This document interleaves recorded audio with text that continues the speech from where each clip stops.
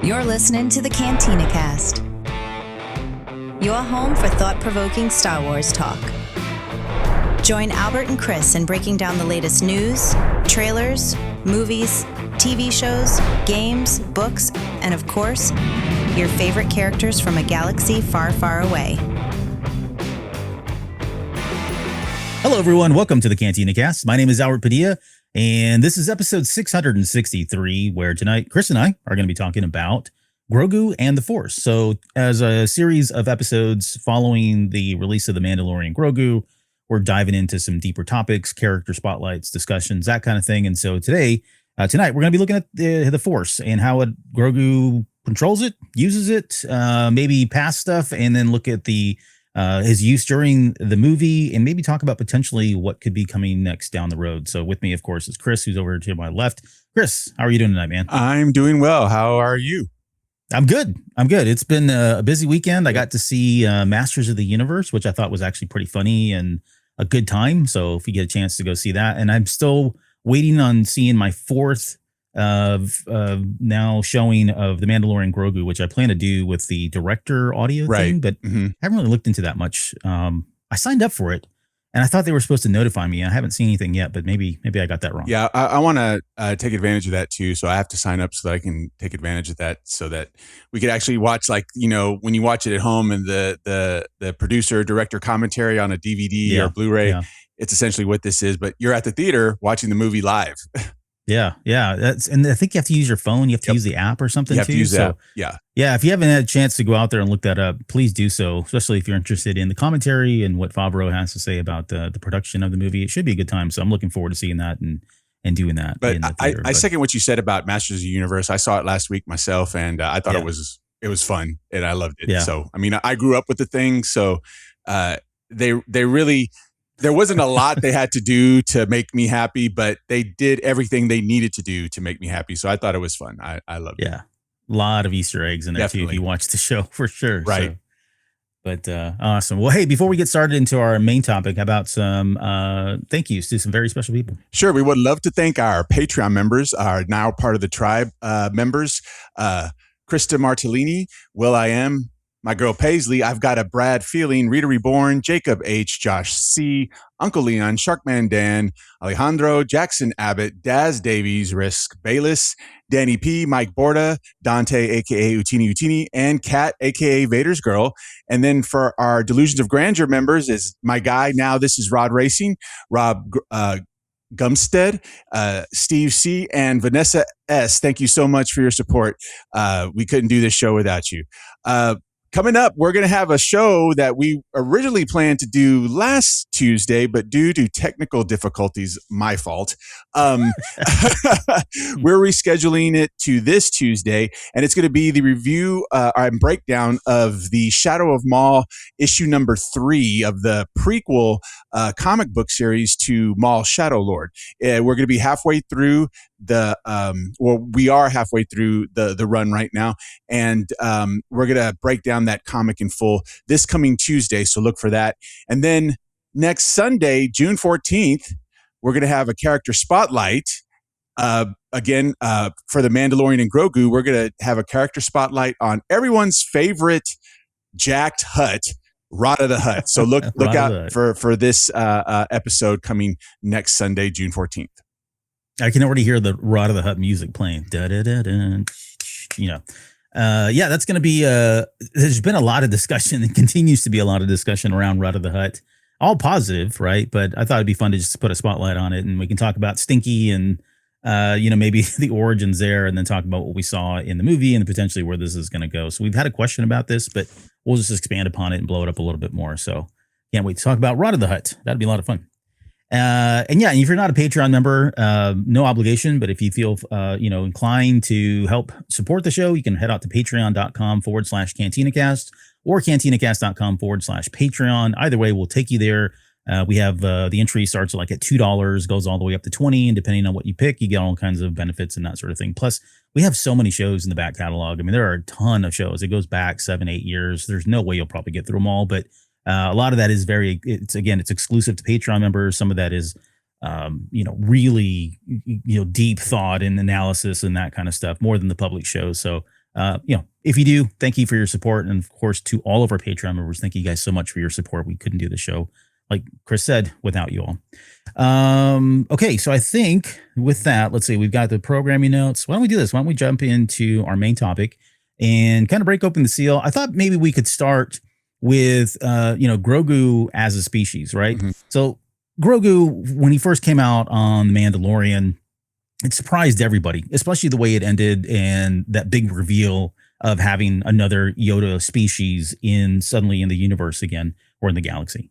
And I think what maybe one of the first questions that comes to mind for me is, and I don't know if there's a right answer to this. I don't think there is, quite honestly, and it may not ever be discussed, or we may never find out the truth of this, but it seems to be, at least there's a pattern that with this species, they seem to be force sensitive or more force inclined, or they've got some kind of syncopy that's going on with the force.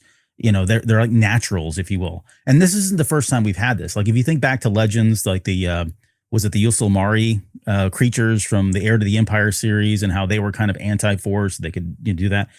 There's other creatures that I think we've already had in the past where they have been more in tune with the force, more force sensitive, more likely to be force sensitive. But I think it's safe to say that this species, at least, and we only have 3 of them, right? So it's a small number, and all 3 of them are very powerful. All 3 of them are force sensitive. 2 of them became Jedi. 3 potentially could become Jedi or in some way or some fashion. So I think it's safe to say that's the case. But I don't know. I guess, what are your thoughts on that? Do you think it's a species specific thing, or do you think we just happen to have 3 of that race and there aren't any more, and it's just, I don't know, coincidence or happy circumstance that all 3 of them are force sensitive? Well, Ben Kenobi says, there's no such thing as luck. I think that, I think that particular species does have a connection to the force. I mean, because look, like you mentioned, we've only seen 3, Yoda, Yaddle, and Grogu. Right. And they're batting 1,000 right now for the entire series. All of them are extremely force sensitive. So I do believe that there is some connection that they have to the force, but it goes back to the mysteriousness of their species and why we really don't have any information about them other than what they look like. Really, we don't know where they come from. We don't know what their name is. We don't know any type of family history or anything. All 3 of those characters have mysterious backgrounds.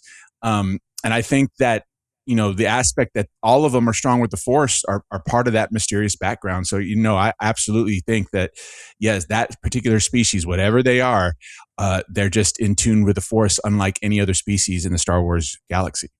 Yeah, that seems to definitely be the case. In fact, I remember when I was watching, what was it? It was in I guess it was season 1 when we got Keller and Beck, and there was that episode where Ahsoka was, or when was it Ahsoka? No, it was Luke. When Luke was with him, Luke was he said something like, "Do you want to remember where you came from?" And I remember I got really excited in that moment because I thought, holy bananas, they're going to show us like him on his home planet with his mom and his dad. We're going to see flashbacks of, the species thriving, that kind of thing. And then the flashbacks really only kind of go back to, Order 66. Right. And so we don't have any historical evidence of where he originated from. How do you feel about the theories of like him being I don't know, some kind of, I don't want to say, necessarily like a genetic creation of Yoda or Yaddle's DNA? I mean, maybe they're just eggs, or maybe they reproduce asexually or something. We don't know, but I guess, do you think there's any chance, and how would you feel if it was that he was related in some way to either Yoda or Yaddle? You think that's bridge too far? No, I don't think it's as far as them being parents to Grogu, either one of them. Not like, parents seems weird. Yeah, that seems weird. Now, could they be related? That's a different story. I know there's been a theory since episode 1 back in 1999 that all of that particular species, they're all related in some form or fashion. So I would probably go down that route as far as like how, they, happen and how they gain life and whatnot. I don't know. It could be an egg. It could be something. They could just genetically grow them like they do the clones. I don't know. Maybe it's like Gremlins, where if you get water on them, it sprouts additional ones. Hey, look, maybe they are related to Mogwai. They're very similar, and you know, when you feed them after midnight, they do turn green. Right. You know, they turn green. So, no, I'm not sure. But I do think that there is some relation. I don't think it's a parental one. I think it's more of not even a brother sister type thing. Maybe more of a cousin ish type deal. I don't know. But see, that's why they keep their background a mystery, because we have these conversations, and we have amongst fans, we talk about these theories that we have for their species, and we could be completely wrong, or they may not even have an idea. They, meaning Lucasfilm and the story group. But I do think that eventually, I think as the years go by, we're going to get maybe a explanation or two for some various points of their species. And I do think that they're related in some way. You know, I don't want to stray too far from, because I mean, the main topic is the Force, and don't worry, we're going to get more into that here in a second. But, you know, the whole idea about whether or not we will ever know like their background history, you know, the race, where they came from, the name of the species. I think we talked about this on the last episode, maybe, and it was one of the questions. And I just don't personally think I'll ever, not in my lifetime, I don't think I'll ever see that. And I don't know that I want to. Right. I don't know that I need to. And that's coming from somebody that has major FOMO when it comes to Star Wars. Like, I have to know everything. That's why I play the games and read the comics and read the books and watch the movies and the shows. Like, if there's anything that's out there that's Star Wars, I'm not part of it, I feel like, you know, I'm going to be left out. But yet with something like this, it does feel so sacred to me that I don't want to know. And I'm okay not knowing. That said, kind of like what's being put in the comments right now. I mean, One Up versus CPU says, look, there's only two suspects, right? Between Yoda and Yaddle. So, you know, maybe, and I think it would be weird if that was like a thing where it was parents. And now people have talked about that, you know, for a while now. Ever since Grogu was revealed to us, there's been all kinds of theories about where he came from. This being one of the like prominent ones, at least at the time, was he the love child, as Alex said, of them two at some point. I don't think that's going to turn out to be the case. You know, it seems weird that there are only 3 in the entire galaxy, you know, and for the longest time, there were only 2 that we were aware of. Right. And maybe I don't know, there's some kind of hidden planet somewhere. Maybe they're from a totally different galaxy, you know, right? And they're here as transplants from another galaxy. And that's maybe they have being in tune with the Force is just something that comes natural to that race, and as well as many other races, because you're in a totally different galaxy or something. I don't know. There's probably all kinds of crazy theories out there, but yeah, I do think it's safe to say. I think if you want to get down to the George Lucas of it all, and you talk about midi-chlorian counts, that's where I'm not really sure like where he's at. You know, we talked, what was it, 20,000 that Anakin had or something like that? He's like, he's 20,000, and he's like, not even Master Yoda has that many years. I don't remember the exact number, but I do remember that not even Master Yoda has a midi-chlorian count that high. Yeah. Yeah. So, okay. So pause that, because I do want to talk about midi-chlorians 1 second too. But the other thing that's really weird here is that Grogu was born the same year as Anakin. And when that came out, there were all kinds of theories about, you know, because there was the theories of Anakin being created, right, without a father by the Force as a result of, I guess, in defense or in direct response to Palpatine rising to power. And so that was the Force kind of balancing things out from that perspective and saying, look, I need to offset this. And eventually it will offset it, because he is the chosen one kind of thing, and fulfill the prophecy, right? There were other theories that at the time when Anakin was born, so was Grogu.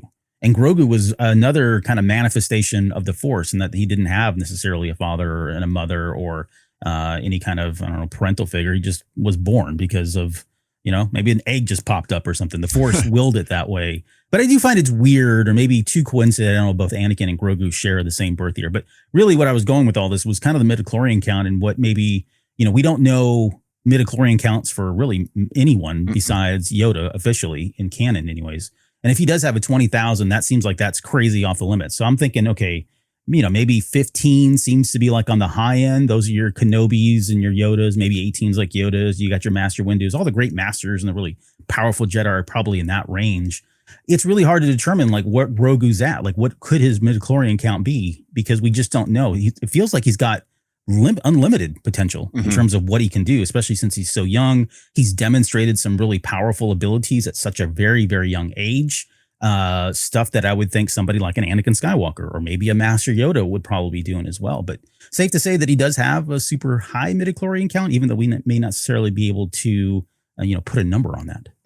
No, yeah, I would agree with you. I think, again, it goes back to that particular species being predisposed to the Force. I think he, like Anakin, and I'm not saying that now we have to look at the prophecy differently because of Grogu. I'm thinking that, Anakin was a specific action by the Force. Okay. So he's an anomaly, but compared to everyone else, I think that he, because of his species, does have a higher midi-chlorian count initially. And that is what helps him be so powerful in the Force. Because again, he's essentially, he's 50 years old when we first see him, but he's essentially a toddler. And for him to be able to levitate a big elephant thing, the Mudhorn, and with little training, because we don't know how long he had been in training at the temple before Order 66. That shows you have that power. You know what I'm saying? He has that ability to connect with the Force, to utilize it. Now, when we first saw him use it, it would knock him out immediately. He would become very tired and just fall right asleep. That just shows that maybe his body is not able to process all of that Force power or all the midi-chlorians that, are working through him. So he has to take a nap. But I do believe that he does have a high midi-chlorian count, but it's because of his race. It's because of not his race, but his species. It's because of that they're predisposed. That's really the hill I'm going to die on. The hill I'm going to stand on is that Yaddle, Yoda, and Grogu, their species they're already in tune with the Force more than any other species in the Star Wars galaxy. Yeah, it comes naturally, and that allows them to kind of have this, not necessarily unlimited potential, but a high level of potential to do some really amazing things. Right. But I want to say this, and this is true not just in the Star Wars galaxy, but in reality and all walks of life. Talent without experience really doesn't pan out. So that's why where we're going, what we're going to talk about here, is crucial for him to grow in his Force powers. Yes. No, and that's they put a big stamp on that during Rebels when Kanan was talking about, training Ezra, and then he was talking about training Sabine. And then later on, they revisited that during Ahsoka season 1, right? Talking about how she has potential, but it's not going to go where everybody has, according to Lucas, everybody has the Force in them, right? We have a whole show on this, by the way, to plug Patreon. We did a whole show on this several years ago, probably about 4 years ago now during Ahsoka. But, the fact that Sabine was now able to use the Force really made a lot of people mad. But when you go back and look at all the chronological evidence that was put out there by both Lucas and Dave Filoni, it makes sense. Like it makes absolute sense that she potentially could get there. But you're right. There's like 3 things that have to happen. One of which is training. You got to have training in order to kind of nurture that and develop it. And so we saw that he had some of that at the very beginning before Order 66 and before he went into hiding with Kelleran Beck. He's had a little bit of training with Luke that we'll talk about here in just a second, maybe talk about what were some of the outcomes of that, some of the things that changed for him as well. But yeah, you're right. Like, even though you could have a high midi-chlorian count and you could have really great potential, unless you've got somebody there to train you, it feels like there is a plateau. I think that they've established that there's only there's a limit. There's a ceiling that exists until you can get past it. Right. So. And one of the things maybe we'll talk about now or maybe later on the show, and this has always been a point of discussion with Star Wars fan, is how long are these subjects that have to go through training to get to the next step of their journey? How long were they actually in training? Like, I know back in the day, the big question is how long was Luke on Dagobah training with Yoda? And then now it's like, okay, well, how long has Grogu been with Luke since the events of the end of Mandalorian season 2? How long has he been with Luke, and how much training has he received with Luke? I know that's been a question that's been floating around out there. We really don't have an answer because, they really haven't given us any aspect of time between those seasons. So I'd be curious to know if we could put something together to determine how long, because that will make an impact on not only what we've seen him do so far, but the potential he has to do more with the Force in the future, in future shows, movies, or whatever. Yeah. And my take on it is like some of it is absolutely relevant. Like time is relevant. I get it. But I think a lot of it depends on who you're with as part of your training and how much force potential do you have, right? If you took somebody who really was, let's say you paired up someone who was just didn't have a high midi-chlorian count, aka didn't have a lot of potential, and you paired them up with Yoda, they're going to get some pretty good training, and no doubt about it. Right. But I think you're still going to hit some kind of limit, right? And it didn't matter if you had Yoda training with you for 6 months versus 5 years. I don't know that he's going to be able to squeeze any more out of you because you're just going to hit some kind of a limit based on your midi-chlorian count. At least that's the way it was explained to us. Okay. So I think if it for Luke Skywalker training with Yoda on Dagobah, you've got somebody who's of the Skywalker bloodline. You've got arguably the greatest master that's been known to exist, and from what we remember or know, training there on a very force sensitive planet with all the life. I mean, the conditions were ripe to accelerate Luke's training and get him to where he needed to be to go fight Vader in just a short amount of time. I think going back now, I've heard everything from like 6 months to like 9 months is how long he trained, just based on the timing there. And that could have been enough. It probably could have been enough given those circumstances. That probably did get him prepared for that. If you had somebody like Grogu training with Luke Skywalker, let's just say they trained, 6 months to same thing, 6 months to about a year. I think there were a lot of barriers there, quite honestly. I mean, Grogu can't speak. I know they were kind of talking to each other through the Force, and you could feel and sense what Grogu was doing. But I do feel like there were probably some limitations there and potentially how much he was able to squeeze out of him or get out of him. I think Luke's training, well, we'll get into the second, but I think Luke's training was more about getting him to it was kind of very fundamental, like basics of like, okay, here's how to control things, dude, because you're using the Force, you're passing out every single time. You can't even dodge these things, right? That, when he went to the training, it was all about trying to make sure that he could dodge and get around and jump around, which allowed him to defend himself. But then it also allowed the puppeteers to just say, okay, we don't necessarily show him walking anywhere now. We can just show him jumping everywhere because that's, he's learned that from Luke, right? That was kind of the emphasis on some of that. So, anyways, yeah, I want to just quickly in the question Paisley threw out here. She says, were Grogu and Yoda at the temple at the same time? This is a question that came up during that episode when it was aired, and a lot of people were talking about it. And I think it's safe to say that they were. How and why how Yoda would know the species was there and didn't ever say anything about it, or wasn't there to protect it, or didn't think about it, or didn't play a prominent role. A lot of that was because, of course, it was written after the movies came out, right? But then it is okay, put that aside, right? Now we need, it's there, it exists, you got to confront it, you got to deal with it. And so I think the question is, why wouldn't he have said anything? I've heard theories about Yoda didn't know, like he was being held in some secret, like it's like Area 51, right? They've got not even the president knows, that we've got aliens hidden away somewhere in a bunker. And maybe this is one of those things. But I don't necessarily subscribe to any of that. I just think that Yoda probably did know and felt like there was a lot of potential there. But I mean, he was in the temple, and that was for him probably the safest place to be. There was so much going on during Order 66 that I don't think Grogu was the first thing on Yoda's mind in terms of who do I go and save and all that. Right. Well, remember, Yoda wasn't even there. Yoda was on Kashyyyk. Yeah. Yeah. He wasn't. Yeah, exactly. When the attack happened. So he wasn't even there. So there was nothing that he could have done to try to help him out. I do believe that, that they were there at the same time. There couldn't have been a way that he couldn't have been there. Now, maybe, he wasn't. If we go back to like episode 2, where Anakin was 19 years old, and if we go with the theory or with what's been discussed about having Grogu born the same year as Anakin, he would have been 19 years old, which is probably 6 months in a standard human. Just my rough guess. There's no math or anything behind that. I'm just guessing. So yes, he's an infant. He was an infant. So he probably wasn't even being like really seriously trained at that point. And so you wouldn't have seen him out there with the other younglings training with Yoda, is what I'm trying to get at. So maybe they were just, making sure that he was safe. And then as the years progressed, keep in mind, it was only 3 to 4 years from the end of episode 2 to the start of episode 3. So that's still 22 years old. He would have still been an infant. I don't think his training was probably very, very limited.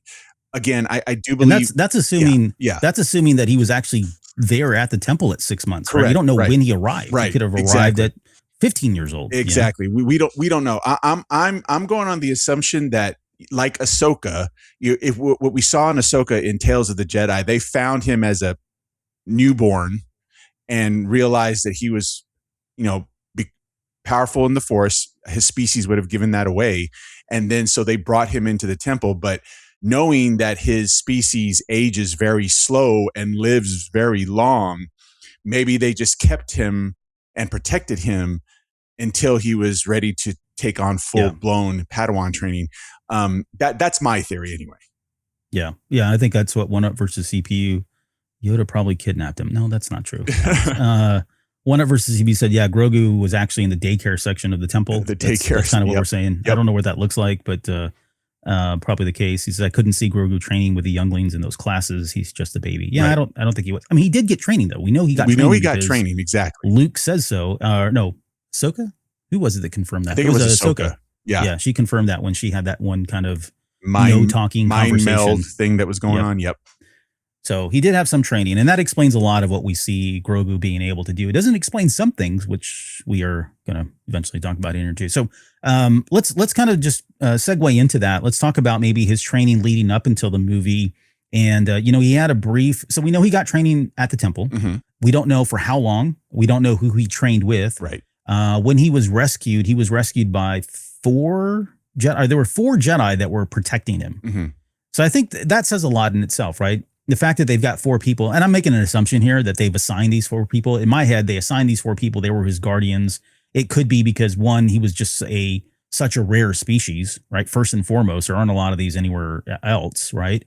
2, maybe they did know that he had the potential to be very powerful, and they did not want him to fall into the hands of like the Emperor or anybody else that could either take his DNA or train him to be something evil later down the road. And so I think it makes sense they would stick 4 Jedi on him or with him to protect him. Eventually, Kelleran Beck rescues him after those 4 Jedi are killed.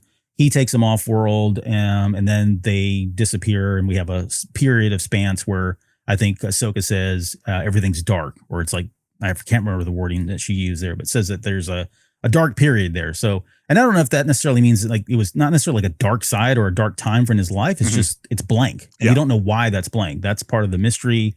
Don't even know that we'll ever get that resolved. Maybe we'll at some point. I hope we do, because I hope we do too. I have questions like, how did he end up where he was at when we first saw him? Exactly, because he shows up at the Nikto camp, right? Where they've got him as a prisoner, and that's why the bounty was out there. And IG-11 and Mando were both going after him, and a number of bounty. He had a bounty out there for him, right? So we don't know that transition period or that period of time, what exactly happened there. Or how did he fall into the wrong hands like that and become a bounty, which, again, would love to know, but maybe someday we will.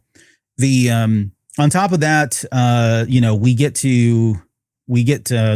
get Luke's training, and Luke's training was really kind of, I wouldn't say basic, but it was. They had a moment there where you remember the scene where they're lifting all the frogs in the air, like Grogu lifts one of the frogs, right, demonstrating telekinesis there. And while that's all going on, Luke's got his eyes closed. Grogu has his eyes closed. Luke is kind of smiling. He's probably kind of feeling the joy or just the youngness of the infantileness of Grogu. Maybe that, clean spirit kind of thing that he's got going on there. But he tells Grogu, I'm going to teach you to protect yourself, right? That was what Luke's intent was, at least to start off with. And through that process, he came up with helping him kind of jumping around. He had the training droid? To use that to kind of, it was attacking him. He had a moment in there where he was kind of doing lightsaber demonstration. I don't think he was necessarily training him. I think for me, that was more of like, hey, here's a lightsaber. We use it to defend ourselves. I mean, there might have been like a high level lesson there, but then I think he just went into some kind of a kata, right, a practice just to kind of show Grogu what it looks like, and not, hey, this is how you hold it. This is a stance. I don't think he got into any of that. So I think it's safe to say that he's not trained at all with a lightsaber, even though he was offered one at the very end there. And then it was more about just kind of learning to jump around and dodge. Because, if you think about, Yoda and when he fights Count Dooku at the end of Attack of the Clones, we saw him in just like doing the flips and jumping around. I mean, that's a very evasive kind of technique. Maybe it's something that's very special to them. They're already small as it is, but then you couple that with somebody who's very force sensitive, who can see things before they happen, who can use the force to help and aid him in his agility. I mean, that just seems like a natural kind of defense for them. So, but I mean, overall, it was a short period of time. I think it was effective because at that point, again, at least from a writing standpoint, now Grogu was able to get around. Like, he wasn't like Mando having to pick him up or having to stick him in the stroller if he needed to. If he needed to get away, he could just jump up around. And we go back to the movie. Right. Yeah, we saw all kinds of examples where he's just jumping everywhere onto things and landing here and there or whatever. But I think it makes total sense. I mean, the truth of the matter, if he didn't have that training, a lot of the cool scenes that we saw in the movie itself wouldn't have happened. I mean, how many times did he hop on, just jump out from wherever on Mando's back? You know what I mean? Yeah, right. Jumping into, or on the ATRT at the very beginning. Exactly, too. The ATRT, jumping into the stroller, as you called it, on Shikari, when they, went underneath the platform where they had like the train platform and stuff. Yeah. If he didn't have all those skills, he wouldn't be able to do that. Go back to the end of Mandalorian season 3, when he got trapped into that room with the Praetorian guards, and he was just, flipping around on the light fixtures, keeping away from them. I mean, if he didn't have that training, he wouldn't have survived. So I think, it goes back to like we know based off literature from the prequel era, and then some of the stuff that we saw in Clone Wars and in the actual episode movies themselves, the actual 1, 2, and 3, that the training at the temple at the time of the peak of the Jedi, it was very structured. It was very like we're gonna start here. Now get you to here. And it was very structured moving forward. But once the Jedi Order was essentially gone, we see how training is in, obviously Empire Strikes Back. And then we see, the Book of Boba Fett, where Luke is training Grogu. And then we see Ahsoka training Sabine. It's very unstructured. It's very like, here's what we're dealing with, and here I'm going to train you on how to deal with that situation. It's more situational. It's situational, exactly. Yeah, and this goes back to this is your Boken stuff. The Boken Jedi that Baylan Skoll. I'm telling you, he has done more, Baylan Skoll, the character, to explain how Jedi are trained after the fall of the Order than anyone has ever done in any book or anything like that. Just by saying the term Boken Jedi. But yeah, it's all situational from this point on. And you know what? Luke actually hit the nail on the head in training Grogu to, again, protect himself, because if he didn't have those skills, he wouldn't have survived. No, 100%. Like, I definitely agree. That line, Luke even says, "I will teach you to protect yourself." Yep. That was intentional. Not only, I don't think the movie was in sights at the time, but I think they realize that they've got to figure out a way for Mando to not have to constantly be guarding the child or protecting the child, and get him to kind of be able to do this stuff on his own. Right. Exactly. So, as far as the movie training goes, though, or at least not the movie training, but as far as his demonstration of the Force in the movie, were you surprised that he didn't use the Force as much? Do you feel like it was a good balance between the Mandalorian type aspects of his character versus the Force aspects of his character? Would you have liked to see one or more of the other? So I thought what I saw from the growth of his Force powers is that he's trying to control a little bit more. Where I first saw that is when he hopped out and he stopped the mouse droid. I think he was trying to just incapacitate it, just to essentially turn it off. But, he didn't have that level of skill to control it, so he just took it all apart. Right. That's what happened. He looked more surprised. Exactly. He looked as surprised as we were. Right? Exactly. So I think what he's trying to do is he's trying to be a little bit more specific with how he uses his powers. But was I, did I wish that he used his powers more? No, I think he used them when he needed to. And that's what, as a Jedi, that's what you're supposed to do. You use the Force when you need it, right? You don't just go around, hey, give me my fork here. I'm just going to pull it with the force. Every time I see something like whenever I see Grogu use the force to pull food toward him. Now, keep in mind, it kind of contradicts what I just said, but he is a baby. He's right? a kid. He's a kid. Yeah. So he is a kid. Right. But when we go back to episode 2 and that table scene where Anakin and Padme are feeding each other and, he's pushing the apple piece toward Padme and he goes, yeah, Obi-Wan would be very grumpy if I did this because you're not supposed to use the force for that. You know what I'm saying? Right. You're supposed to use the force when you need it. And I think he's coming to his own and realizing that, but he's still a kid. So he's still going to use it here and there to try to have some fun stuff happen or get some yummies so that he could snack on. Yeah. I mean, if I was a kid and I had telekinesis, exactly. I guarantee you I would be using that for like nefarious reasons. Right. By nefarious, I mean like getting snacks and cookies and whatever else. Right. I mean, that's just like kid behavior more than anything else. So I can totally see that. Yeah. I think, I don't know that I was surprised. I will say this too. I want to kind of backpedal on one thing or maybe clarify one thing. Luke's training was first and foremost about defending himself. But the other thing was they had to get rid of the baby passing out thing. Right. And so at least in my opinion, I felt like Luke was able to kind of help him get control of that make use of the force without exhausting himself. Because even just the smallest things would exhaust him from time to time. Right. And it was, I think up until, and we're talking, that was in Book of Boba Fett. So we had already had essentially 2 seasons of him passing out every time he used the force. And so that wasn't probably sustainable, not only for the character, but from a story perspective. You wanted to figure out a way to get past all that so he can grow.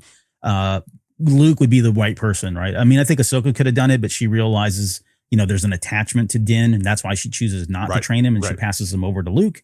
But definitely either one of them probably could have helped him get past that. So at this point too, that really freed up a lot of different things.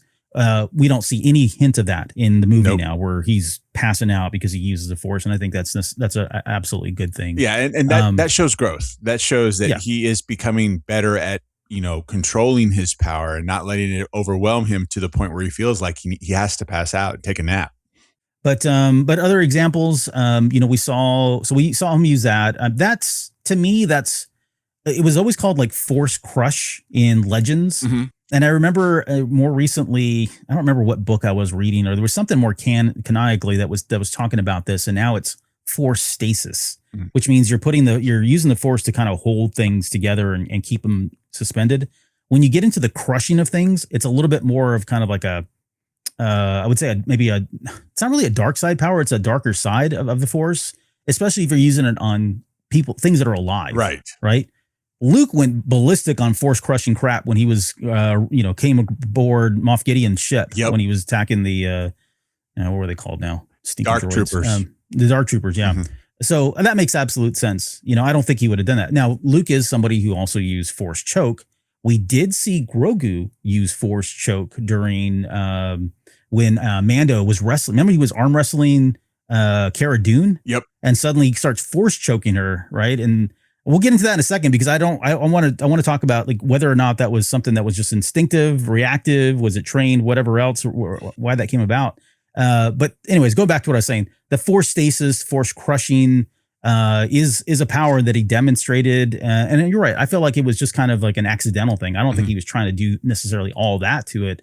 But when it happened, he was just kind of like, oh, well, exactly. That's what happened. And it's appropriate because we saw Luke use that power on a Dark Trooper when he, in the finale of Mandalorian season 2, where he made his hand into a fist and crushed that Dark Trooper to almost the size of like a trash can. I mean, he really crushed the heck out of that thing. Yeah.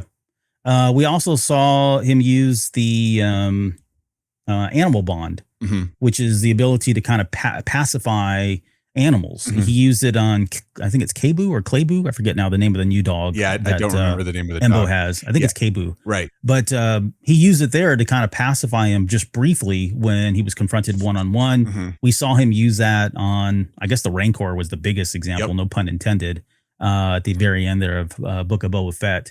So we know he's got that ability as well. We've seen Kanan's used it, or Ezra's used it.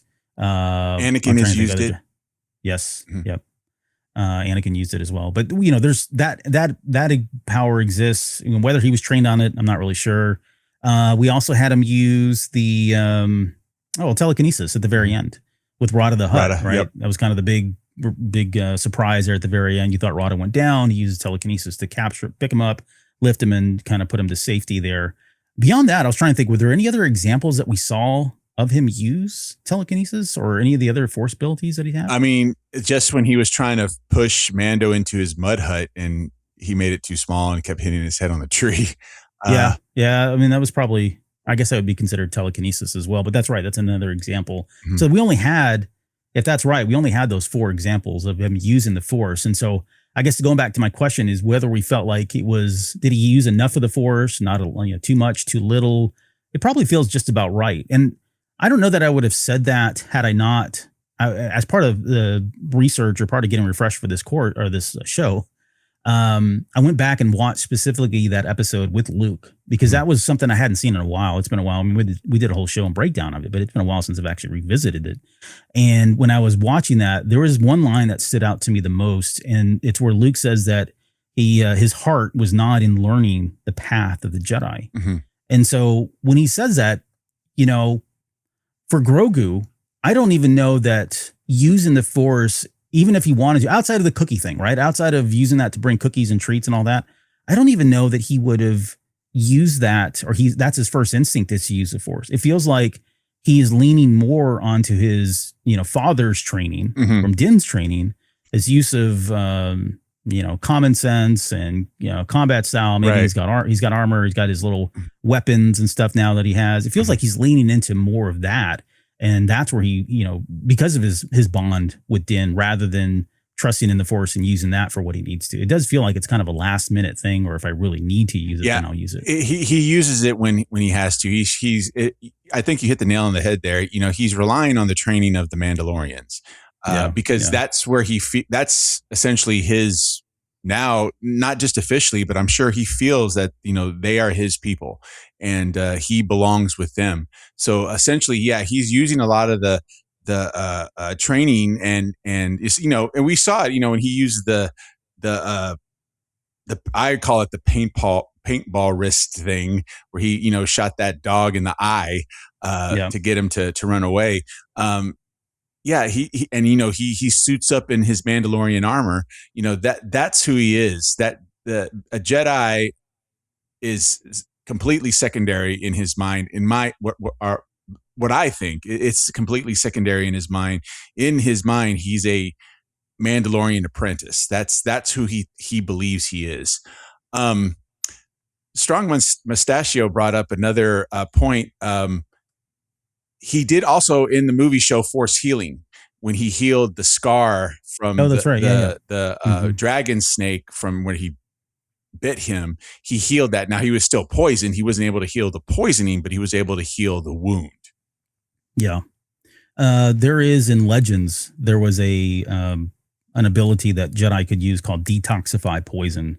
So they literally could pull the poison out. And then in Legends, I think Kenobi and maybe some other Jedi used it to go to drink, to get information from people and start drinking and use that to detoxify themselves so they wouldn't get intoxicated and then really get information from the person that was, drunk. So there was examples of like that where they would use that to kind of cleanse their body of it. So good call. Thanks for mentioning that one. So he did use that. I mean, we saw him use Force healing. That was like his very first demonstration of the Force. Like remember back even that second episode, where after he'd gotten out during episode season 1 or season, wait, hold on, let me think about this now.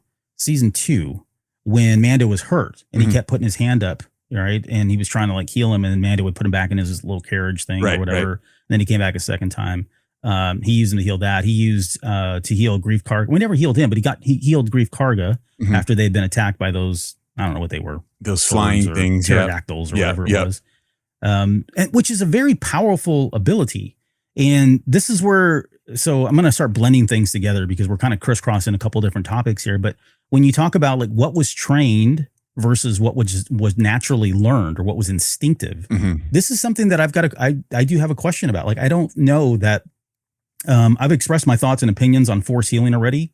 It's a topic that came up when The Rise of Skywalker came out. And we saw Rey use it, and there was there was a give and take that was explained for it, that part of you is given up in order to heal somebody else. I don't necessarily think that's the case that's happening with Grogu. Why? I don't know. That, we'll have to probably explain that at some point. But typically, the Jedi, historically, Jedi were never trained to be Force healers. And I think I mentioned this before, because it was a dark path. It was like a slippery slope, if you will. The minute you start realizing that you can use the Force to heal other people, then you're starting to play with like immortality and extending life. And that starts crossing over into the dark side of territory, right? And so it's very shunned upon. Now, were there, quote, Force healers in Legends? Oh yeah, there was a ton of Force healers everywhere. But they didn't have this, that was never really kind of a thing for them. They didn't really kind of bring it up. So I guess where I'm going with this is Grogu was able to demonstrate this.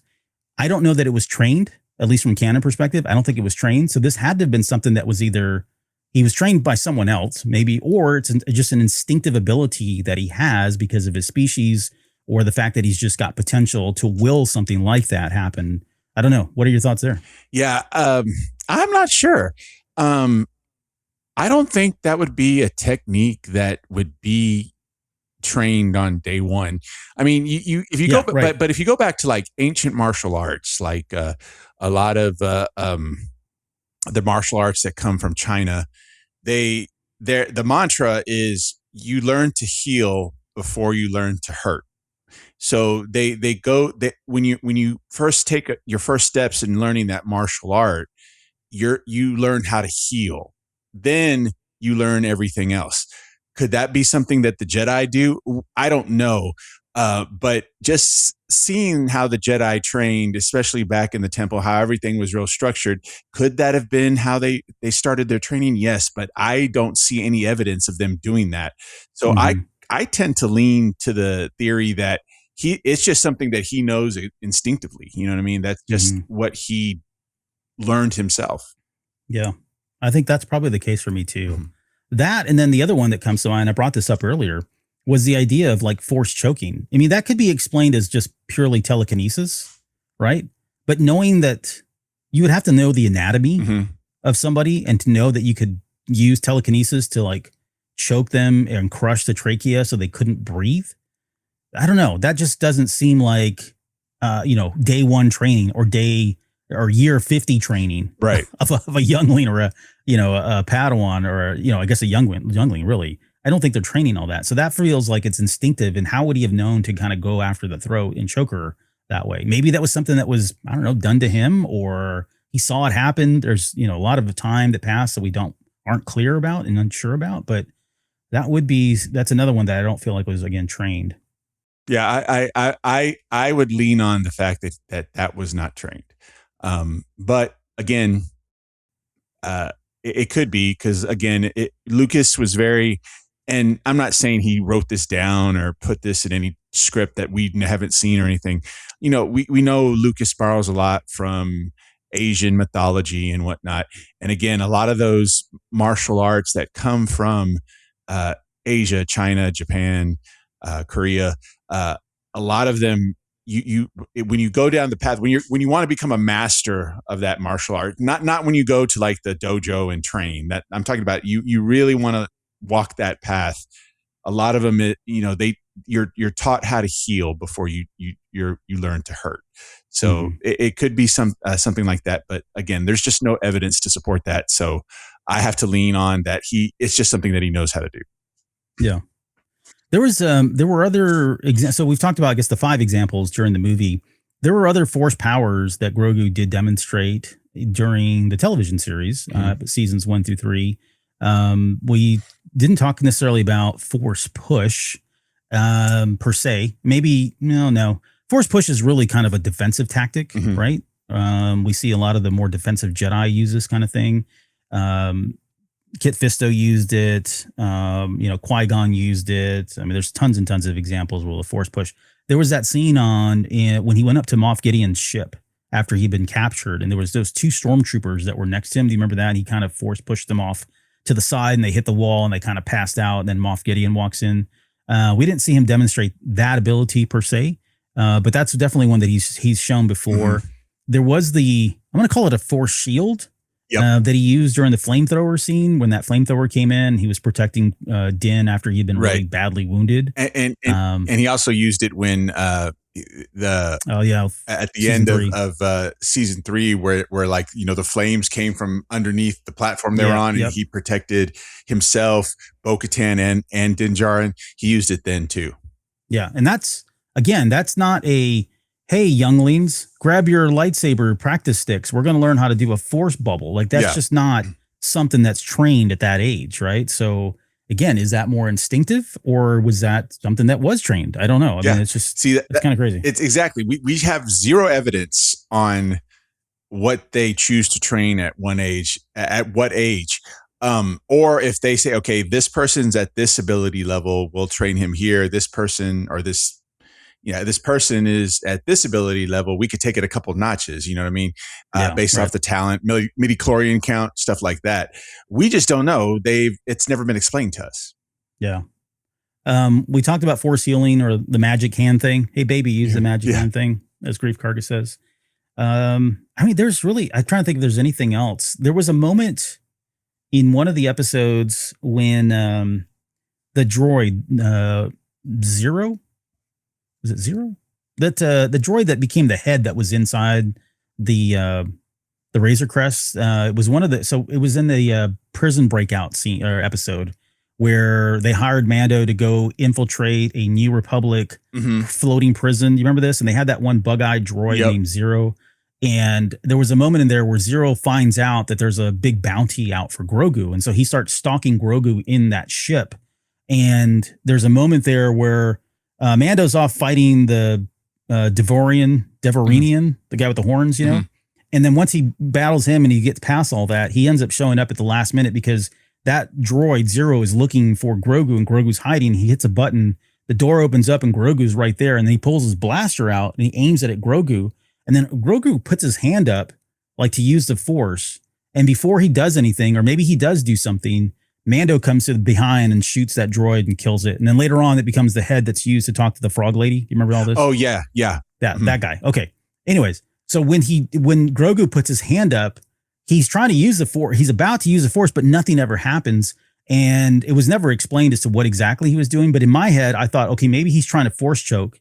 And because he doesn't know the anatomy, he's thinking, oh, I can force choke this droid in the throat. And he's trying to, zone in on something there that doesn't exist, because it's a droid. And maybe that was a demonstration, but that was the only other thing I could think that he's done outside. And there are all kinds of other variants of kind of what we talked about, but that seems to be kind of the limit. It's just a mixture of things that you would expect him to be able to do as a youngling, maybe even a Padawan, and then some really astounding things that you would not expect him to do without any formal training. And so I think we can chalk all that up to instinctive abilities rather than, formal training. Agree? Yeah, no, I agree. Cause again, based off what we've seen and what has been given to us canon wise, we just don't know, but if we try to, and I know it's Star Wars, it's fantasy and all that stuff, but as humans, we try to apply like our experience and what we've seen and what we've been through. And that level of skill is not something you learn as a child. So at least how I'm putting on it. Now, again, it's Grogu, it's Yoda species. They're special. I understand. But I think because of that as well, he may be predisposed to some skills that someone else has to be trained, but he may already have the instinct to perform those skills. There's 2 examples here. Let's see. One at versus CPU says, so when they fly into Nal Hutta, they get hassled by 2 ships, and Grogu does a little wave with his hand in the direction to let them go through right away. I don't know if anyone noticed this. That could have been, I mean, who's to say? I mean, that's maybe, a use of ability of Force. Well, keep in mind, there were droids flying those things. True. Yeah. So I don't know if he would have been able to influence the droids. But so then the other one that we were talking about during the trailers and all that was just this crazy stroller that goes like 85 miles an hour. Like, was that designed that way? And what sick corporation created it? Or was that Grogu using the Force to help accelerate it? I mean, we don't have a explanation as to why, but it's just hard to believe. Maybe not in Star Wars. Cause I mean, you got Mandalorians teaching kids how to do things with grenades and weapons at like age 5 and 6. You got the Jedi training kids to use the Force at a young age. So this is that was a random Rhodian baby and their mother. I don't think they would have a super powered floating stroller. So force ability from Grogu then? Or maybe it was just when she went to the outpost, that was the only one they had, and it was super powered, and that's what she bought. I don't know. It could have been Grogu, but I mean, we saw the exhaust, we saw the lights and everything. I would, if I were to watch that without any discussion, I would think that the thing was built that way. But then I have other concerns. It's like, what kind of parent would put their kid in that thing? You know what I mean? Exactly. But yeah, Rhodians, they don't care about they don't love their children. Yeah, it's the only conclusion. There we go. That's our exit. They need a fast moving, just when they want to get rid of them, and they'll just put them in there, close the hatch, and send them out. Yep. It's probably how they cull the herd, right? They just put them in the fast strollers, and if the baby survives and gets past all that, and they can walk on their own, then they have a right to be here. Otherwise, You're out, kid. Sorry, don't need you. It's just one more mouth to feed. Travis Mitchell says, I imagine a lot of what Grogu learned was from his time in Luke with the book of Boba Fett, where he told him about Yoda and have taught to navigate similar environment to that of the movie. Yeah, that's what we talked about. There was definitely some things that he learned from Luke Skywalker, but I think there was probably a limit to what Luke could train him on, just because he knew that there was a strong attachment that existed there, and he wanted Grogu to make that choice for himself before he tried to pursue any path of, detaching him from that attachment, if you will. So, okay. So let's maybe just quickly just talk about the future. And the future is really, just largely unknown. And I know that sounds really obvious and stupid, but what we were talking about, maybe in the last episode, it came up as a question is, do we think that Grogu will ever revisit training? He's broken away from Luke. Luke has clearly said, look, his heart's not in it. He wants to be a Mandalorian. I'm not going to pursue or push him into the Jedi thing. He even offered him Yoda's lightsaber and he, turned it down. So it feels like he's strongly, at least right now at this very young age, very impressionable age, very attached and bonded to Din. Do you think at some point, maybe after Din has passed, are there could be a lot of reasons. This guy's going to live a very long time, knock on wood, hopefully. There are a lot of reasons that could push him to go back to training. But do you think it's something we'll ever see him revisit in Star Wars? So here's what I think. So I think by the time he gets to the point where he becomes maybe a young or an older child, as he ages, I still believe that because of how influential Din Djarin is to him and how he sees him as essentially his father, and how he was brought up and essentially officially indoctrinated into the Mandalorian sect that Din was a part of. I do believe that he follows the creed like Din Djarin does, and I do believe that initially that's the path he's going to want to walk, is the path of the Mandalorian. Yeah. That being said, and I'm going to just throw out some theories, but first I'll talk about how training to be a full-fledged Mandalorian warrior can also help him become more in tune with the Force. We do know that the training to do both, they're both very structured, but they call you to bring out the best in yourself, right? To believe in yourself, to knowing, like, when they were training on the planet and, Grogu was going against that other Mandalorian kid and he's like, believe in yourself, you can do this. That's also a lot of what the Jedi teach. And I do believe that as he becomes and he's trained more in the ways of the Mandalorian, that will help him in his tie to the Force. And, it might not be your standard training that you would get from a Jedi master. But again, the training that Jedi are getting in this time frame, it's not standard to begin with. So I think that as he becomes more Mandalorian, he'll become more in tune with the Force, and we'll start to see other Force abilities manifest from that. That's my theory. Yeah. That's to start with. Now, as I said in other shows that we've where we've discussed this movie, The Mandalorian and Grogu, I do believe we saw the beginning of the end of Din Djarin's story in the Star Wars galaxy. I do believe that. I do believe within the next couple of years we're going to see his story end. I'm not saying he's going to die. I have to preface this because I know everyone loves Din. I love Din. I'm not saying he's going to die. Could he? Yes. I'm saying that his story will end. And then a lot of people's theories, my theory as well, we're going to see him team with Rada. Okay. Yeah. Could that duo show up in Simon Kingberg's Star Wars trilogy? And he, okay, I think I've taken everything I can from The Mandalorian. Now I want to come back and be, maybe, pick up Jedi training from who is left? Rey? Yeah.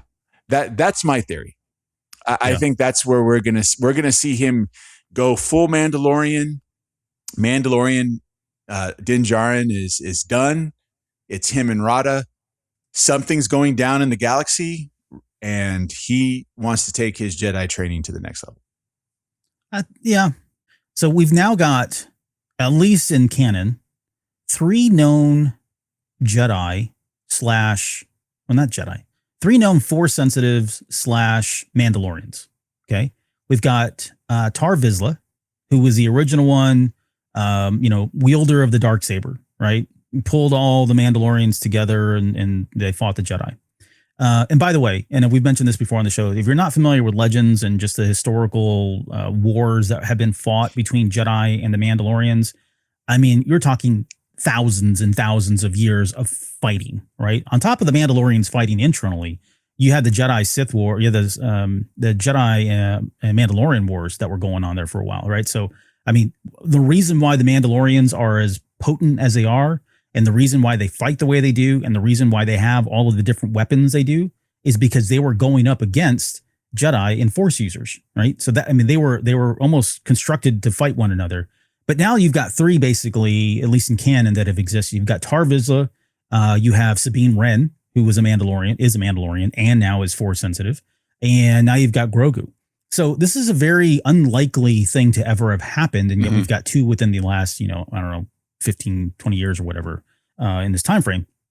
That said, it's a very powerful thing if you think about it, right? You've got somebody who has all the weaponry, all the tactics, the skills of a Mandalorian, and on top of that, they potentially have a lot of Force abilities that they can use as well. It's like the best of both worlds, if you ask me. You think about like all the scenarios that Kenobi or Anakin or any of the great Jedi have ever been in, where they couldn't escape, where they couldn't get away. Had they had some of the weaponry, the gadgets and stuff that the Mandalorians, that could have turned the tide. That could have helped them get away or succeed in whatever situation they were in. So it's a very potent thing to have. I think for Grogu, I would like to see him go down the path of the Mandalorian for a while. I think that he'll outgrow that at some point, no pun intended, because like you said, when Din passes, unless there's a reason for him to kind of be around and be a prominent figure with the Mandalorians, I don't know that he's going to have a big part to play in the galaxy. Right. What does he do? He's just going to be doing kind of what his dad's doing, which is going around doing bounties and that kind of thing. And one theory, and this may have been explained in books or in novels, I should say, but if we look at the sequel trilogy, the Mandalorians have no presence there. You know what I'm saying? So maybe something happened to him again. I mean, I do think that Grogu and whomever he's with at the time, it could be Rada, he could be by himself, it could be somebody else. I think that he's still around, but what happened to the Mandalorians? Because we got 0 mention of them in the sequel trilogy. Yeah, and I think it's one of 2 things, or some variations thereof. They're either fighting again, which would be characteristic of them, right? How many times have they tried to come together, couldn't get their crap together, and then they're fighting. They do this internal fight that lasts hundreds of years, hundreds, right? Right. So that could be one explanation as to why they're not part of anything that's happening in the sequel trilogy. The other one is they could be rebuilding, and they could be taking more of an isolationist type approach. Like, okay, look, we finally got our crap together. We don't care what everybody else is doing, but we're going to take care of our house first, get everything rebuilt. I mean, you think about Mandalore, right? That's a planet of glass now because of what the Empire did to it. There's a lot of rebuilding that has to happen. That's not going to happen in the short span of like 50 years or whatever period of time that we're talking about from the Empire up until the Rise of Skywalker, even 75, 100 years. It's going to be a lot longer than that. So they could just be taking more of an isolationism type approach and rebuilding and saying, look, you guys go fight whatever you want to do, but we're going to get our crap together before we go reach out and make contact with everybody else again. That's probably likely the case, or some variation thereof. But where I was going with Grogu is, unless he's a part of all that, maybe he's on Mandalore, and maybe he is part of that isolationism. That's why we don't see him show up, in the Rise of Skywalker. Nobody mentions him because he's doing with stuff there on Mandalore or Concordia or wherever it is, and he's not really playing a larger part in the galaxy at large. I do like, so at some point I think he will go back to Force training. The question is of when and why. Like, it seems like something has to really be that catalyst for him to suddenly go, okay, I've lived this, long life now of being a Mandalore, and now I need to go back and really tap into my Jedi training. Because if you think about all the Force powers that we just discussed, if he becomes a really good Mandalorian, just having the ability to Force heal, Force push, Force crush, Force bubble, Force telekinesis, Force sleep. Jumping around. Right. Yeah. Yeah. Force leap. I mean, I don't even know that he really needs much more training. I mean, is there a lot more things that he could do? Absolutely. I mean, for sure. But I don't even know that outside of him, maybe he can't control it. Maybe that's what it comes down to is like, look, I can do these things, but it's only like when I really have to. I can't really just do it on command, And maybe that's where that training, it's more of a finesse type thing, getting more specific, more tactile with it. That's probably where maybe the Force training comes and where he realizes, look, I'm going to need that. Who trains him and all that really depends on where in the timeline it is. I'd love for it to be somebody like Rey.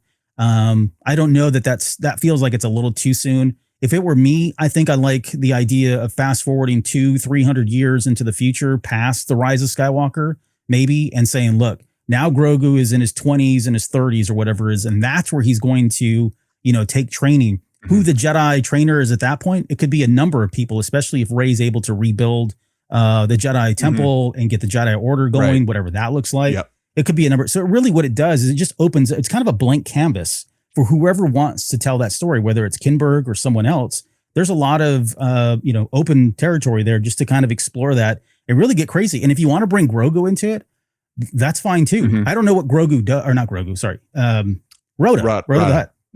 I don't know what you do with Rhoda the Hutt. I don't know if he's, is he more of a mercenary? Zeb says, hey, I've got an outfit that's going to fit you. That could have been a chef's outfit. I don't know. We don't know what he does, right? Maybe he's just cooking food.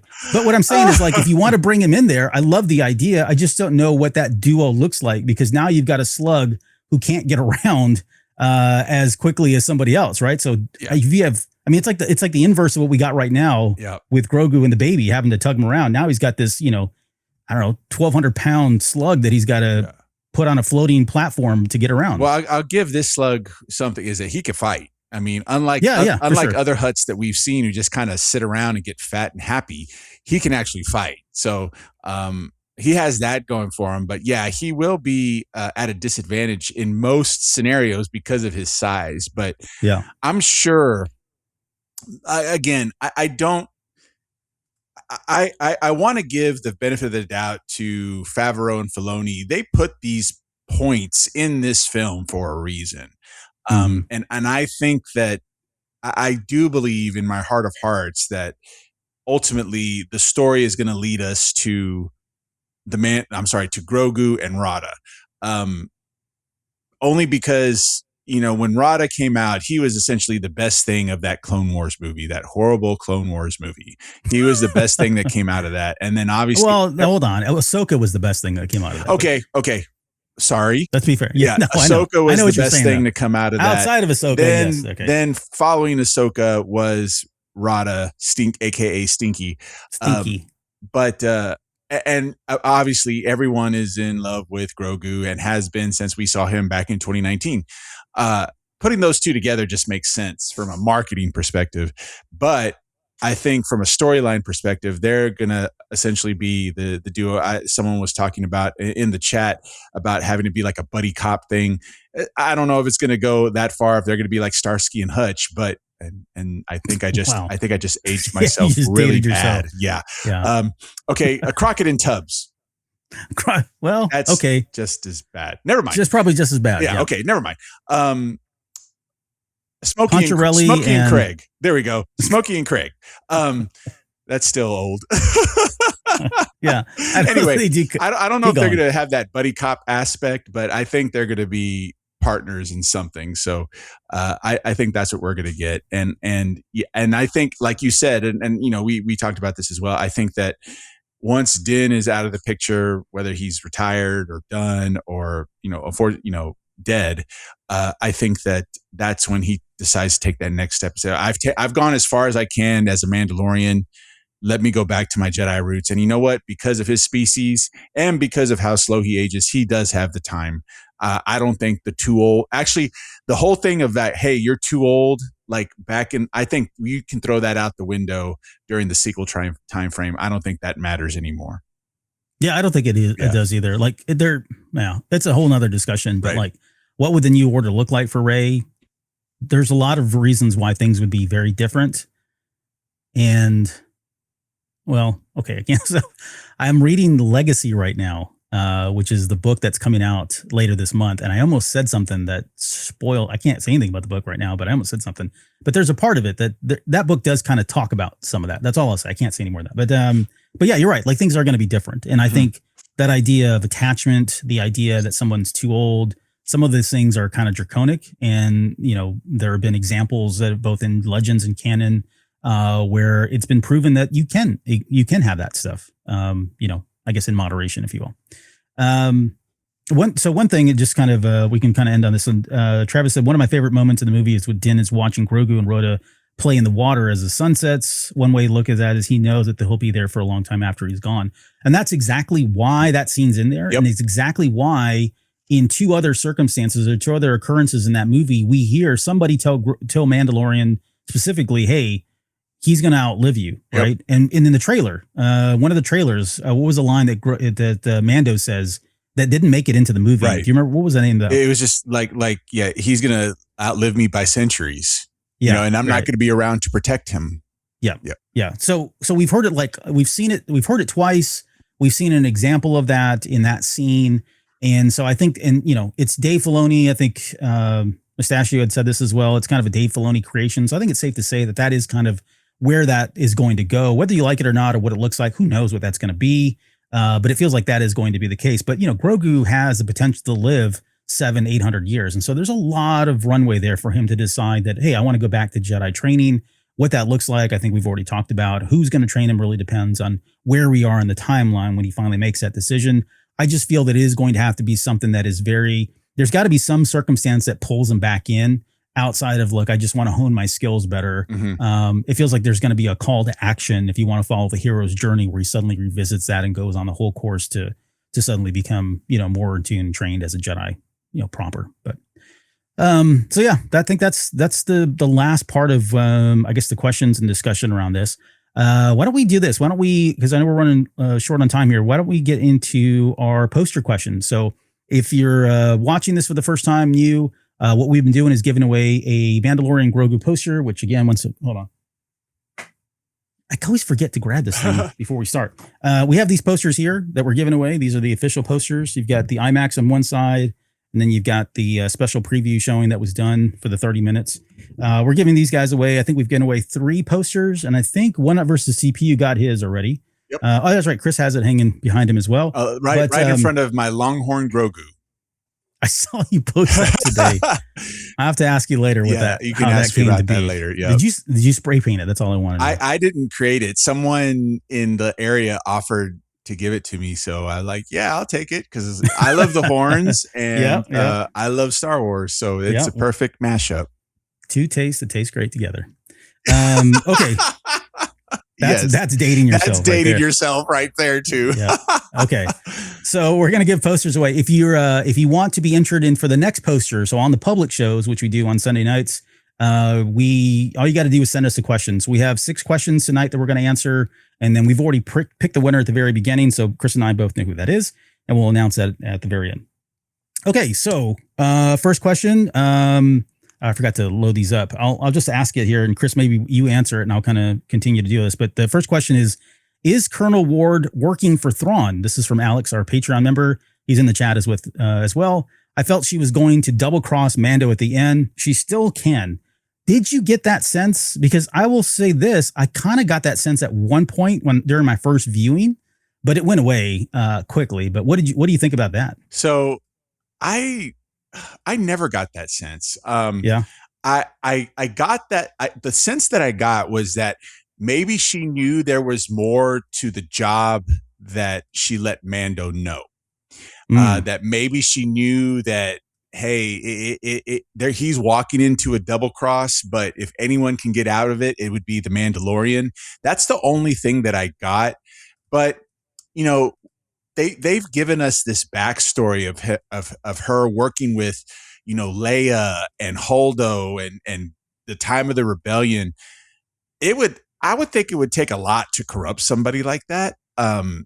So no, I don't necessarily. I never got the feeling that she was working for the other side. I did get the feeling that she wasn't telling Mando everything about the job, though. Yeah, that was my read. Like when the first time I saw that, I guess during the first viewing, it's just the way she was talking about it. It didn't seem like she was being truthful, but that could have easily been just, hey, I wasn't being completely honest or giving you all the details, or maybe talking about all the risks that are involved. That's my take on it as well. Like it just feels like she was, you know, not necessarily hiding that, but you know, you get what I'm saying. Another thing too is I also got the feeling that she was kind of goading him, like saying, "Hey, look, I got you this nice Razor Crest as a payment for your current job, and what's happening, and I don't have anything for you if you don't take this job." Like kind of goading him to take it, and ultimately he did, right? But those are the feelings I got. I don't think she's a traitor. No, I don't either.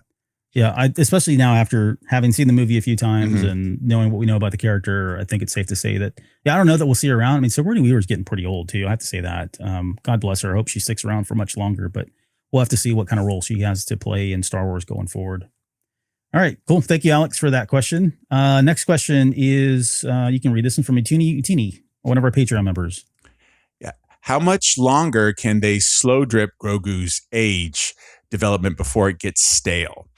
I say as long as the merch sells, they're going to drag this as long as it can go. We don't have a scientific way to say, you know, his species years equals our years, our humans years. So I think they're going to, as long as people find him adorable and as long as he sells merch, I think they're going to stretch this out as far as they can. Am I to the point where I think it's getting stale? Not yet.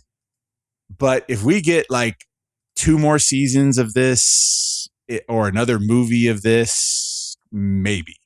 I like the cute little goo goo gaga Grogu who surprises us with his actions and whatnot. I still like it. I still can have some more of it, but I know that I'll eventually hit a limit and I'll be like, okay, let's hear a word. Let's hear something in basic. Let's see him really go out and take out a crew of bad guys all on his own with his own skill. That day is going to come, but we're not there yet. Yeah. I think the question is more around when do we suspect that we will all have Grogu fatigue, I guess maybe, right? Or baby fatigue. Maybe that's the thing that we're looking for here. I don't know. I'm pretty tolerant. It's going to be a while for me personally. I can see where some people may be thinking, okay, this is getting a little bit long in the tooth, or, we played this enough already. We've had 3 seasons of it. Now we've had a movie. Potentially we're going to have another season and maybe more movies. And in all that time that happens, he's not going to mature at all, really, right? I mean, even if it's 2-3 years, 10 years down the road, in the lifespan of someone who could live potentially 800 years, a blip, right? So, it's going to have to be, let's just say this, until they fast forward like 200 years, I don't know that things are really going to change much in terms of who he is as a character, with the baby goo and eye and all that stuff. I think that's just going to be the case. So, it's really up to Disney as far as how long they want to play in that space. This might have been a kind of barometer too for them to determine whether or not it's time to make the jump. How aggressive did they want to make with the jump? We got the numbers in as of this recording, and it's not. There was a significant drop. When we were talking about this, is like how much is that drop going to be from week 1 to week 2 sales or week 3 sales, and it's really plummeted at this point. So it's probably going to be making its way out of the theaters here soon. Was it successful in terms of revenue? Yes. Do you count marketing? No. Sorry, folks, it's not how it works. It's totally different budget kind of thing. I won't get into all that now, but I think it was successful from that standpoint. But it wasn't like I don't know that it was a movie where they said, "Holy crap, we got to fast track the Grogu and Rut of the Hutt movie or Time Space and get that on the charts for the next 3-10 years." I don't know if we're going to get that. So I guess that's my way of saying it looks like it's going to be here for a long time. And personally, I'm not really bothered by it. I think I'm okay with it still. Yeah, I think I'll be tolerant of it as well. I mean, but he will have to mature a little in the near future. But if they still keep him overall the way he is, I'll be fine. I think I'll be all right. Yeah. Okay. Thank you, Teeny. Next question is from Steve, one of our Patreon members again. It says, how many Hutts were killed in the Anthill Palace by the New Republic? Surely the Hutts are a vengeful species. Might that be a direction for another Mandalorian and Grogu movie? So that was just the twins, right? There are still other Hutts that live on Now Hut, and Now Hut is like filled. That is like their home world. So there's Hutts everywhere. Now, are they all as big as the twins or Jabba the Hutt? No, they've got different things that they do. Different, like some are cartel members, some are running spice, some are doing other nefarious things. They're known for being a bad species doing bad things. So, I think the question might be for not necessarily Steve's question, but the question is going to be now that the twins are gone and Rhoda the Hutt is no longer, heir to the throne on Tatooine. It's like, who steps up? Like, it feels like that vacuum is there now, and some of these Hutts are going to step up. And so it introduces more characters for us to contend with and potentially have in future episodes that, we have never been made aware of. But there were a lot of Hutts in there, and a lot of them did die. Yeah. So, but it's not the end of the species by any means. So whether that's a story for the Mandalorian and Grogu, I don't know. I don't know that they'll revisit that. I think they've probably done enough. Yeah, and as far as the vengeful aspect of the question, I think that like Albert said, now there's a power vacuum, and now other Hutts outside of the lineage of Jabba and the twins can take power. So I don't know if we'll get like a vengeful story bit out of this, because I see the other Hutt clans clamoring to take over the twin spot, and not necessarily being vengeful, but not even worried about the New Republic and what they did to the twins. They see that vacuum. They want to take that number 1 spot, and that's going to be their priority. I don't think they're going to look to take revenge against the New Republic. I think they're looking to take the twin seat. Yeah, I'm with you on that. Cool. Thank you, Steve. All right. Next one is from, you got this one, Lucid Truth. And what was the biggest surprise for you in The Mandalorian and Grogu? I guess I would say the biggest surprise for me was how they matured. And I'm not talking about by age, how they matured Grogu. We knew that there was going to be a point, just based off the trailers, where the adventure was going to take Grogu one way and the Mandalorian another way. I didn't know it was going to be to the point where the survival of both of them was going to be on Grogu's shoulders. I thought that was a surprise for me. So yeah, that was the biggest surprise. The other surprise was, I had a theory, and it turned out my theory is still a theory. It's not confirmed by any means, but I had a theory that, again, we were going to start to see the beginning of the end of Mandalorian's story, and I think we got that. And I was just throwing it out there as something that I wanted, and to see it actually begin, in my eyes anyway, that was a surprise as well. Yeah. I think there was a couple thing, like there were a lot of people talking about the Embo versus Mando fight and how Embo was able to take him down or capture him. I wasn't honestly surprised by that. I think we even called that and said that that would likely happen. And if anybody could do it, it's Embo. We broke it down as to how and why on one of the previous episodes. I think my part is more not necessarily in the storyline. I think from a story perspective, I think it's definitely Rada the Hutt joining the Republic. Although we predicted that too. I don't remember when we did the breakdown, the final hype show, I said there have been other Hutts who have joined the Republic in the past. So it's not something that's brand new. It is for anybody that's not followed Legends, but we've had plenty of Hutts that have been helpful and were part of the Republic. And here's another example of it. So that came to happen. I think that was surprising for a lot of people.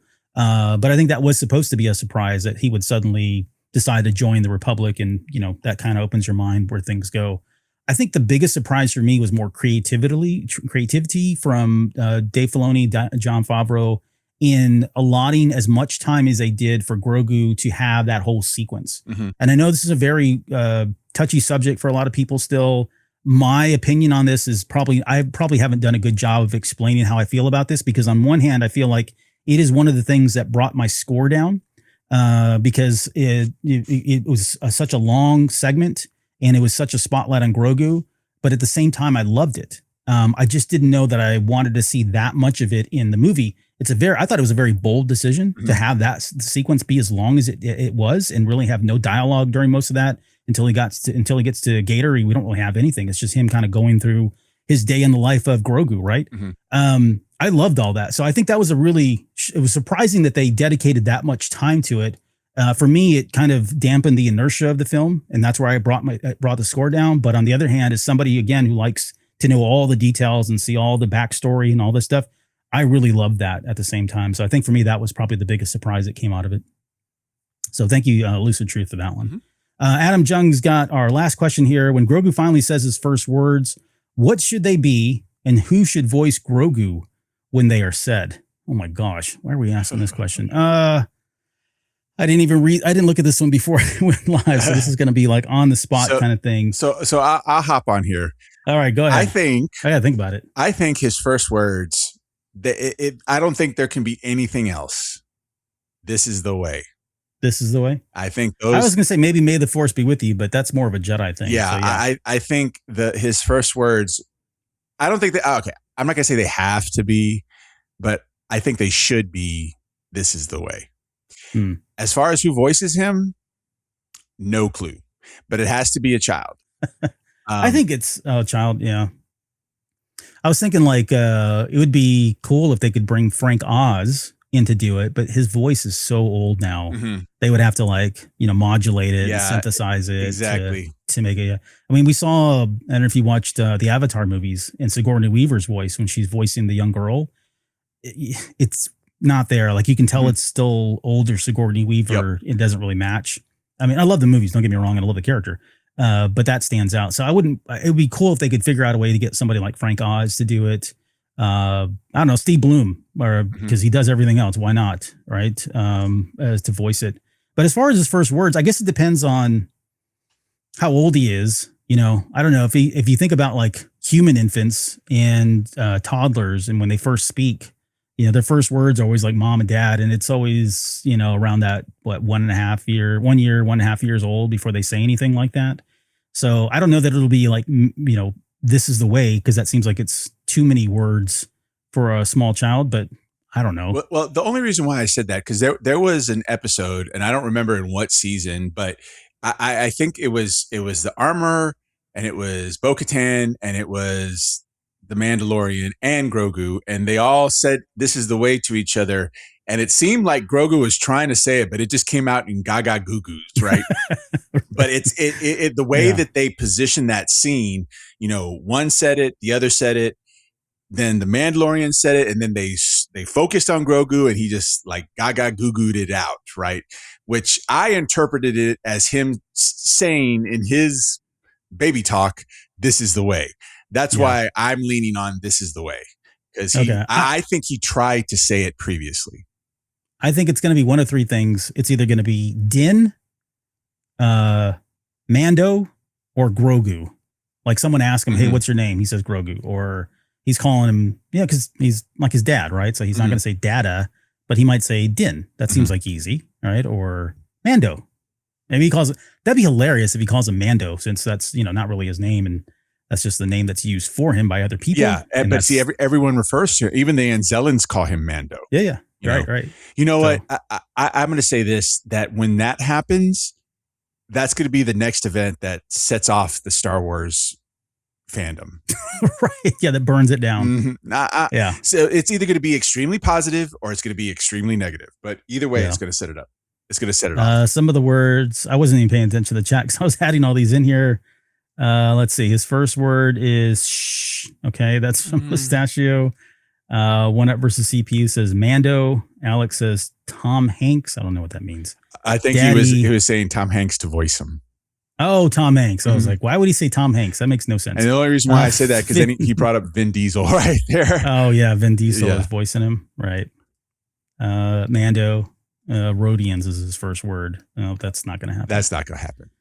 You're reaching there, man. Yeah, you're reaching there. Driving this train right off the rails at this point. So let's end it and let's announce our winner. So thank you guys for submitting your questions. Don't forget, we'll have another poster next Sunday. So between now and next Sunday, you can send your questions via email, on social media. If you're a Patreon member, you can send it via Patreon. If you want to email us, it's hello@cantinacast.com. Send us an email that way. And without further ado, our winner this week is none other than Lucid Truth. So Lucid Truth, congratulations. I will get this poster rolled up and mailed out soon. I don't know that it'll be this week, but it definitely will be out here shortly. So congratulations to you. And thank you to everybody that submitted questions. Please continue to submit those. We have a number of, we still have 3 more posters to give away. So plenty of opportunities to do so. All right. Okay. I think that is it. So maybe Chris, how about some shout outs for everybody that joined us in the live stream tonight? Yeah, thanks to everyone who joined us in the live stream. Yeah, thank you guys. Skywalker, Music Train 1 Up versus CPU, Modern Rodder, Paisley, Alex, Strong Mustachio, Travis Mitchell, and that David Lozano. Thank you so much for joining us tonight for this particular discussion about Grogu. Thanks for joining us. And don't forget that if you're a Patreon member, we'll be here Tuesday night. And we're going to be doing a live stream for the breakdown of issue number 3 of Shadow of Maul. That's the comic series. That's the prequel to the series, even though the series is already over. We'll break that episode down, or that issue down. And then next Sunday, we're going to be talking about Rod of the Hutt all over again. So some of what we talked about will come up, but we'll get into kind of, I want to talk about the Clone Wars episode there and some of the time that passes between that and where we find him in The Mandalorian and Grogu. And then certainly talk about all the hype and, his jackness that we've experienced in social media here just recently. So, all right, guys, let's see. Chris, any final thoughts, words before we get out of here? Nope. Just I am looking forward to see where they decide to take Grogu next. Yeah. The Force is a wonderful thing, but I can't wait to see what Grogu does with it as well. So, on behalf of myself, Chris, thank you guys for joining us, and we'll see you all here on the next episode.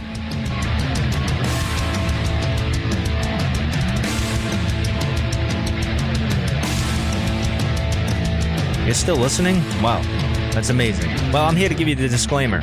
Normally we do a big, long, drawn-out disclaimer thing saying what's what and who's what and all that other stuff, but I think you guys kind of know that Lucasfilm and Disney have no affiliation with us at all, and we have none with them. We talk about Star Wars, which is their property and all that other good, fun stuff, but I think you can tell which is our stuff and which is their stuff. If you can't, well, then send a lawyer to send an email to me, and I'll be glad to chat with them. Other than that, you know what's what, so that's your disclaimer.